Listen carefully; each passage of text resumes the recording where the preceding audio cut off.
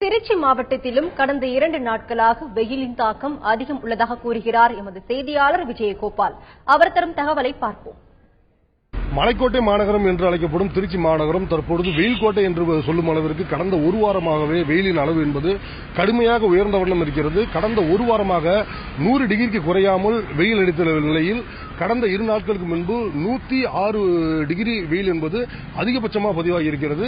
நேற்றைய வெயிலின் அளவு 104 டிகிரி, தற்போது இன்றைய வெயிலின் அளவும் 104 டிகிரிக்கு குறையாமல் இருக்கும் என்று எதிர்பார்க்கப்படுகிறது. குறிப்பாக திருச்சி மாநகரத்தை பொறுத்தவரை முக்கியமான சுற்றுலா தலங்கள் இல்லாத நிலையில் விடுமுறை நாட்களில் கடைவீதி மற்றும் சினிமா தியேட்டர்கள் மற்றும் முக்கியமான இது போன்ற இடங்களுக்கு செல்வது மக்களின் வழக்கம். ஆனால் இந்த கடுமையான வெயிலின் காரணமாக மக்கள் வீட்டை விட்டு வெளியேற அஞ்சி வீட்டுக்குள்ளேயே முடங்கி கிடக்கின்றனர். மேலும் இந்த வெயிலின் தாக்கத்தை குறைப்பதற்காக இளநீர், தர்பூசணி, நீர்மோர் போன்ற இயற்கை பானங்களை அறிந்து தங்களது உடல் வெப்பத்தை தணித்துக் கொள்கின்றனர்.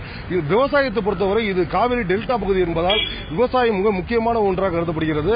இந்த விவசாயத்தை பொறுத்தவரை இந்த காவிரியில் தண்ணீர் அளவு என்பது சுத்தமாக குறைந்து விட்டதால் காவேரி ஒட்டியுள்ள பகுதியிலேயே குடிநீர் என்பது கிடைப்பது அரிதாகிவிட்டது. இதனால் விவசாய நிலங்களில் உள்ள தென்னை, கரும்பு, வாழை போன்ற பயிர்கள் தற்பொழுது கருகும் நிலை ஏற்படுவதாக விவசாயிகள் புலம்புகின்றனர். மேலும் இந்த திருச்சி மாநகரின் புறநகர் பகுதிகள் மற்றும் மாவட்டத்தின் புறநகர் பகுதிகள் மணப்பாறை, துறையூர் போன்ற பகுதிகளில் தற்பொழுதே குடிநீர் பஞ்சம் ஏற்பட்டுள்ளது.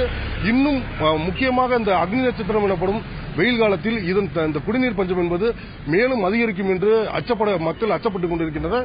இதற்கான முன்னேற்பாடுகளை உரிய வகையில் செய்து தர வேண்டும், மாவட்ட நிர்வாகம் மற்றும் தமிழக அரசு செய்து தர வேண்டும் என்று மக்கள் எதிர்பார்க்கின்றனர்.